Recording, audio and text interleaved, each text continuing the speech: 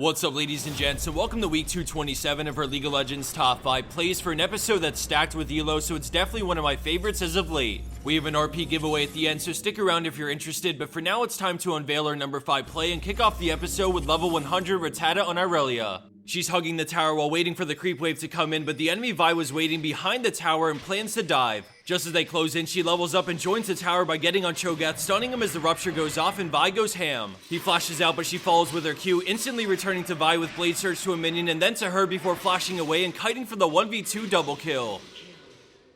Our next clip takes us out of Summoner's Rift with a high elo rank 3v3 play from Life on Nautilus. His allies are dead, so the enemy team are trying to take Vilemal, but he's here to disrupt them to prevent the snowball. With J4 still on it, Nautilus sees and rushes in, forcing Jarvan to turn as they stack shields, but a great ult keeps Jarvan closest to the spider for some assistant DPS. Jarvan EQs away, but Vilemal pulls them all back in, setting up Nautilus for a 3-man Riptide slow, which allows him to back up and not get targeted. Karma goes down, followed by J4, which leaves him and Orianna to duke it out for the 1v3 triple, plus the added buff that he takes right off their hands a moment later.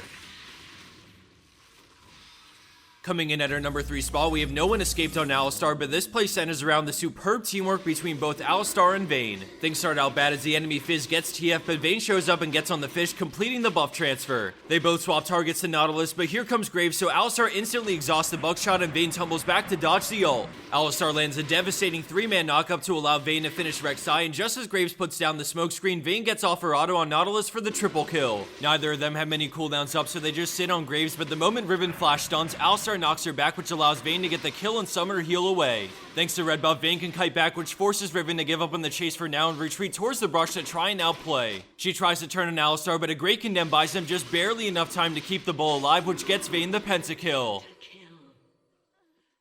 Landing in at second place, we have another solo outplay, but this time in the mid lane from Kui on Azir. He's pushing mid and minding his own business when Gragas comes to gank, but since the enemy Kog'Maw is so far back in lane, he decides to juke the body slam and turns to fight. Azir eats to dodge the Void Ooze, followed by a juke on the ult as he runs Gragas under the tower before pinning him against the wall with his ult. He flashes the living artillery and then just barely hits Gragas with the soldier, manning up with his barrier to fight Kog'Maw for the double kill.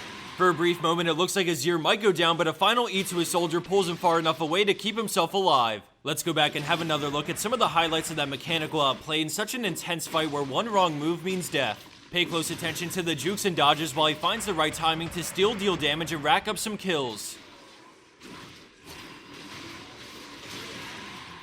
And for number 1 pro play for this week, we have Jojo McAfro Jr. on Gnar with a sick comeback play despite being behind 7,000 gold. Tension is high because Ashe's bot lane and the enemy team are pressuring Baron, so Gnar groups up with his team, but a hook starts the fight. Jojo builds up his rage bar while retreating back to peel the Lee Sin, but right as he starts to go mega, he breaks line of sight, and then all of a sudden he emerges with a nasty 5-man ult into the wall, chained with a massive wall up, Ashe arrow, and then WQ combo from Alistar, which is just about curtains for red team. Kog snipes out Irelia way in the back for the pentakill as blue team immediately groups up mid for some objectives. That was one of the coolest, unique, and best chained wombos I've ever seen, so let's take a second look before we move on. Everything from the Gnar CC to the arrow splash damage and the E from Kog'Maw added up to cover the gold disparity and get blue team back in this.